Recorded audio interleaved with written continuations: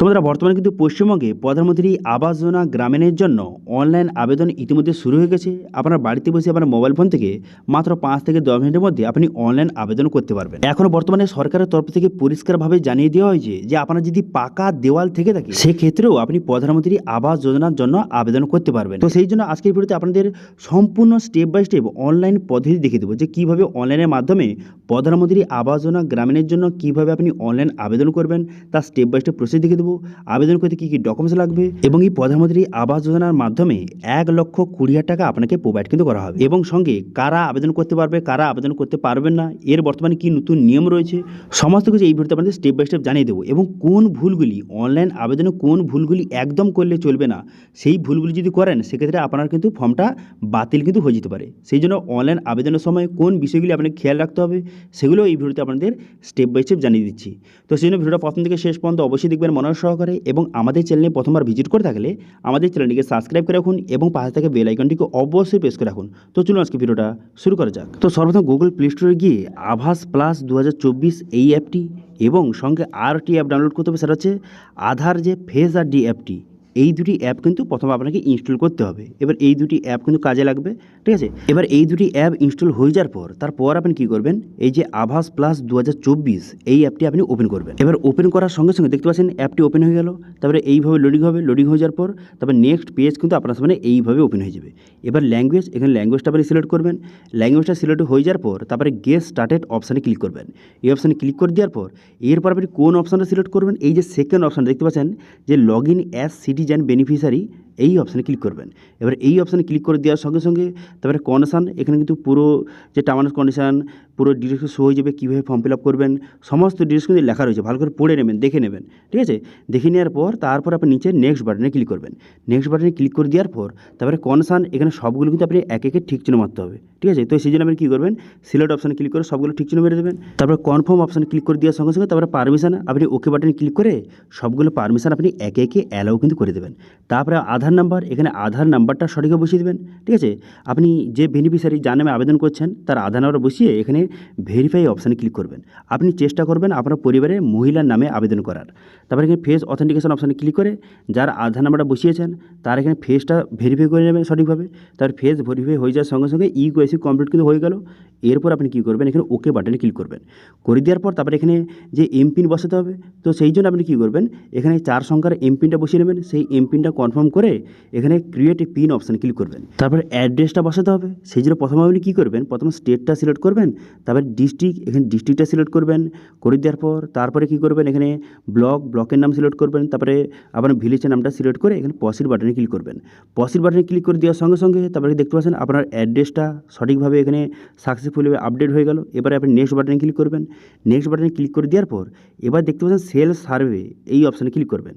এই অপশানে ক্লিক করবেন। এই অপশানে ক্লিক করে দেওয়ার সঙ্গে সঙ্গে স্টার্ট অপশানে ক্লিক করে দেওয়ার সঙ্গে সঙ্গে নেক্সট পেজ ওপেন হয়ে যাবে। এবার দেখতে পাচ্ছেন অ্যাড্রেস, এটা কিন্তু বসানো হয়ে গেছে। এরপর কী করবেন, এরপর এখানে ইন্ডিভিজুয়াল পার্সন ডিটেলস এই অপশানে ক্লিক করবেন। এবার এই অপশানে ক্লিক করে দেওয়ার পর তারপরে ফ্যামিলি হেড ডিটেলস কিন্তু আপনাকে বসাতে হবে। সেই জন্য কী করবেন, পরিবারের যে হেড রয়েছে, ঠিক আছে, তার নামটা এখানে সঠিকভাবে বসিয়ে নেবেন, ঠিক আছে। পরিবারের হেডের নামটা বসিয়ে নেবেন। বসিয়ে নেওয়ার পর তারপর আপনি কী করবেন, এখানে আধার নাম্বার, এখানে কিন্তু আধার নাম্বারটা সঠিকভাবে কিন্তু আপনাকে বসিয়ে নিতে হবে। তো এখানে আধার নাম্বারটা বসিয়ে নেবেন, যে পরিবারের হেড রয়েছে তার আধার নাম্বারটা বসিয়ে নেবেন। বসিয়ে নেওয়ার পর তারপর কী করবেন, জব কার্ড, এখানে জব কার্ডের নাম্বারটা সঠিকভাবে কিন্তু বসিয়ে নেবেন। জব কার্ডের নাম্বারটা সঠিকভাবে বসিয়ে নেওয়ার পর তারপর আপনি কী করবেন, জেন্ডার, এখানে জেন্ডারটা সিলেক্ট করবেন। জেন্ডারটা সিলেক্ট হয়ে যাওয়ার পর তারপর আপনি কী করবেন, এখানে যে ক্যাটাগরি আপনাকে সিলেক্ট করতে হবে, যে এসসি এসটি বা ওবিসি যদি হয়ে থাকে বা জেনারেল হয়ে থাকে সেক্ষেত্রে আধার সিলেক্ট করবেন। করে দেওয়ার পর এজটা বসিয়ে নেবেন। বসিয়ে নেওয়ার পর তারপরে ম্যারিটাল স্ট্যাটাস, বর্তমানে যে হেড রয়েছে সেই বর্তমানে যে ম্যারিড নাকি আনম্যারিড সেটা আপনি এখান থেকে সঠিকভাবে সিলেক্ট করবেন। করে নেওয়ার পর তারপর আপনি কী করবেন, তারপর বলা হয়েছে যাকে আপনি হেড অফ ফ্যামিলি রেখেছেন তার বাবার নামটা বসাতে হবে, সেই জন্য ফাদার সিলেক্ট করে তার বাবার নাম বসাবেন। অথবা যদি কোনো মহিলা পরিবারের হেড হয়ে থাকে সেক্ষেত্রে হাজব্যান্ড সিলেক্ট করে তার নামটা এখানে বসিয়ে নেবেন। তারপরে মোবাইল নাম্বারটা বসিয়ে নেবেন। বসিয়ে নেওয়ার পর তারপর কী করবেন, যে বর্তমানে যাকে হেড রেখেছেন তার কতদূর পড়াশোনা সেটা সিলেক্ট করবেন। তো কিন্তু সঠিকভাবে সিলেক্ট করবেন, যদি যে মিডিল ক্লাস অথবা সেকেন্ডারি হায়ার সেকেন্ডারি যেটা হয়ে থাকে আপনার ক্ষেত্রে সেটা আপনি সঠিকভাবে এখান থেকে সিলেক্ট কিন্তু করে নেবেন, ঠিক আছে। সিলেক্ট হয়ে যাওয়ার পর তারপর আপনি কী করবেন, তারপরে অকুপেশন, বর্তমানে যাকে আপনি হেড অফ ফ্যামিলি রেখেছেন তার বর্তমানে অকুপেশনটা কী কাজ করে সেটা আপনি এখান থেকে সঠিকভাবে সিলেক্ট করবেন। করে দেওয়ার পর এবার আপনার ফ্যামিলিতে কতজন মেম্বার রয়েছে, ঠিক আছে, হেড অফ ফ্যামিলিকে নিয়ে যাকে হেড রেখেছেন তাকে নিয়ে টোটাল কতজনের মেম্বার। তো এখান থেকে লিখে দেবেন 1 2 3 4 5 6 যত হয় জায়গায় সেটা আপনি সঠিকভাবে লিখে দেবেন। এরপর যদি আপনার পরিবারে কোনো রকম ডিসেবিলিটি থেকে ইয়েস করবেন, অন্যথায় নো এখান থেকে সিলেক্ট করবেন। ঠিক আছে, তারপর কি করবেন, এখানে বলা হয়েছে কোনো মেম্বার যদি সিরিয়াস কোনো রকম রোগে আক্রান্ত হয়ে থাকে, যেমন কিন্তু ক্যান্সার বা এরকম কোনো রকম রোগে যদি আক্রান্ত হয়ে থাকে সেক্ষেত্রে সিলেক্ট করবেন অথবা নান সিলেক্ট করবেন। তারপরে বলা হয়েছে আপনার ফ্যামিলি ইনকামটা কত, তারপরে আপনার ফ্যামিলি কত ইনকাম, বাৎসরিক ইনকামটা কিন্তু সেই বাৎসরিক ইনকামটা সঠিকভাবে এখানে বসিয়ে নেবেন। ঠিক আছে, বসিয়ে নেওয়ার পর তারপর আপনি কী করবেন, এখানে সেভ অ্যান্ড নেক্সট বাটনে ক্লিক করবেন। সেভ অ্যান্ড নেক্সট বাটনে ক্লিক করে দেওয়ার সঙ্গে সঙ্গে তারপরে কিন্তু নেক্সট পেজ কিন্তু আপনার সামনে ওপেন হয়ে যাবে। ঠিক আছে, দেখতে পাচ্ছেন নেক্সট পেজ কিন্তু আপনার সামনে এইভাবে ওপেন হয়ে গেল। সমস্ত ডিটেলসটা কিন্তু ভালো করে চেক করে নেবেন। চেক করে নেওয়ার পর তারপরে আপনি সেভ অ্যান্ড নেক্সট বাটনে ক্লিক করে দেওয়ার সঙ্গে দেখতে পাচ্ছেন হেড অফ ফ্যামিলি ডিটেলস কিন্তু সাকসেসফুলভাবে আপলোড হয়ে গেল। এরপর আপনি কী করবেন, গো টু নেক্সট অপশানে ক্লিক করবেন।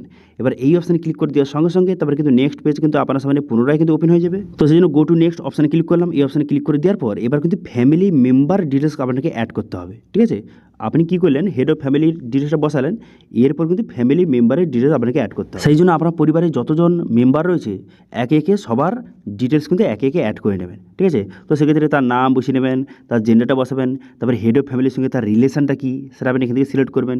যদি সন হয়ে থাকে অথবা মাদার ফাদার হাজব্যান্ড যেটা হয়ে থাকে, হাজব্যান্ড ওয়াইফ যেটা হয়ে থাকে সেটা আপনি সঠিকভাবে সিলেক্ট করবেন। তার বয়সটা কত সেটা সিলেক্ট করবেন। করে দেওয়ার পর ম্যারিটাল স্ট্যাটাস এখান থেকে সেটা সিলেক্ট করবেন। ঠিক আছে, সিলেক্ট করে নেওয়ার পর তারপরে তার মোবাইল নাম্বারটা বসিয়ে নেবেন। বসিয়ে নেওয়ার পর তারপরে তারা কতদূর পড়াশোনা সেটা আপনি এখান থেকে সঠিকভাবে সিলেক্ট করবেন। তারপরে আপনি কী করবেন, তারপর এখানে বলা হয়েছে যে অকুপেশান কী কাজ করে সেটা আপনাকে সিলেক্ট করতে হবে। বর্তমানে যেই মেম্বারকে অ্যাড করছেন তারপরে সেই যদি কোনো প্রকারের ডিসেবিলিটি হয়ে থাকে এখানে ইয়েস নো সিলেক্ট করে আপনি অ্যাড অপশানে ক্লিক করে অ্যাড করে নেবেন। তো এইভাবে পরিবারের যতজন মেম্বার রয়েছে সবাইকে একে একে এইভাবে কিন্তু অ্যাড হয়ে যাবে। দেখতে পাচ্ছেন এইভাবে অ্যাড করে নেবেন। তো এইভাবে আপনার পরিবারে 1 জন 2 জন 3 জন 4 জন যতজন মেম্বার থাকুন না কেন একে একে সবাইকে অ্যাড কিন্তু করে নেবেন। ঠিক আছে, বোঝা গেল। অ্যাড হয়ে যাওয়ার পর তারপর দেখতে পাচ্ছেন আমি কিন্তু 2 জনকে অ্যাড করেছি, এইভাবে কিন্তু অ্যাড হয়ে গেল। এবার যদি কোনো কারণে কোনো মেম্বারের ডিটেলস আপনি ভুল বসিয়ে থাকেন সেক্ষেত্রে এডিট করতে পারবেন। সেই জন্য এখানে দেখতে পাচ্ছেন এডিট একটি অপশান দেওয়া রয়েছে। এবার এই অপশানে ক্লিক করে এডিট করতে পারবেন। অথবা যদি কোনো মেম্বারকে ডিলিট করতে চান সেক্ষেত্রে কী করবেন, পাশে দেখতে পাচ্ছেন একটি ডিলিট একটি বাটন রয়েছে, এই অপশানে ক্লিক করে ডিলিট করতে পারবেন। ঠিক আছে, এবার যদি সবকে ঠিকঠাক থেকে সেক্ষেত্রে এখানে সেভ অ্যান্ড নেক্সট বাটনে ক্লিক করবেন।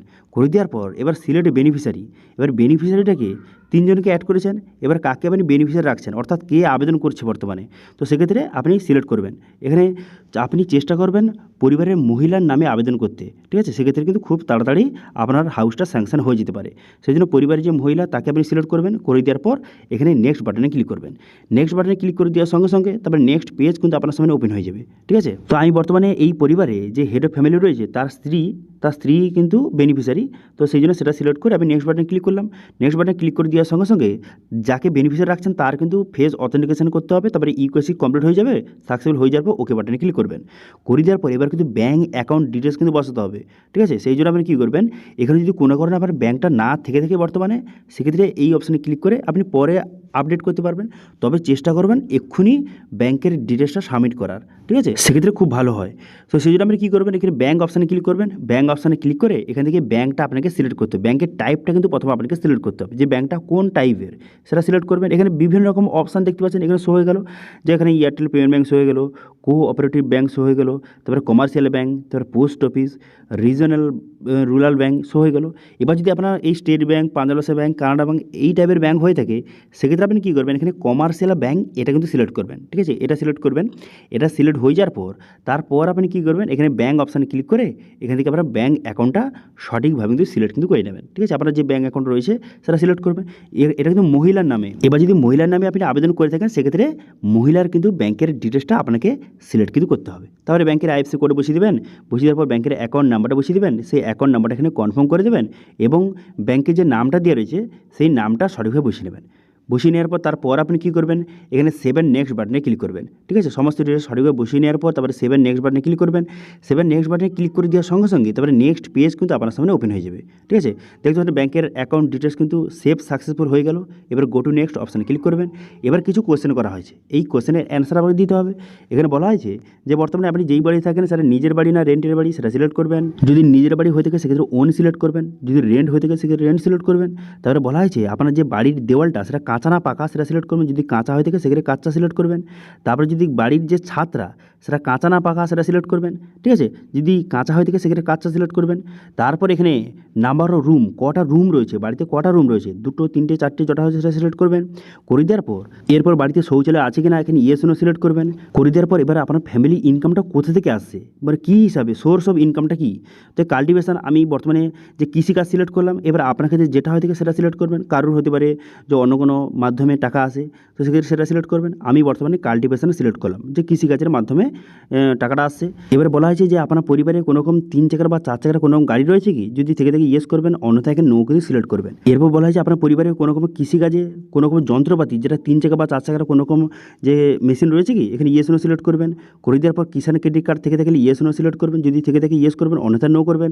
তারপরে কোনো মেম্বার যদি গভর্নমেন্ট এমপ্লয় হয়ে থাকে সেক্ষেত্রে ইয়েস করবেন, অন্যথায় এখানে নো করে সিলেক্ট করবেন।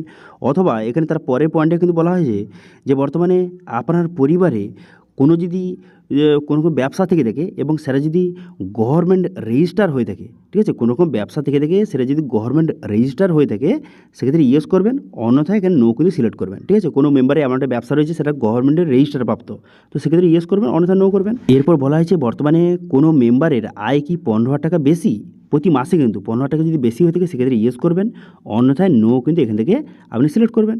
তারপর বলা হয়েছে যে বর্তমানে কোনো মেম্বার কি ইনকাম ট্যাক্স প্রদান করেন, সেক্ষেত্রে ইয়েস নো সিলেক্ট করবেন।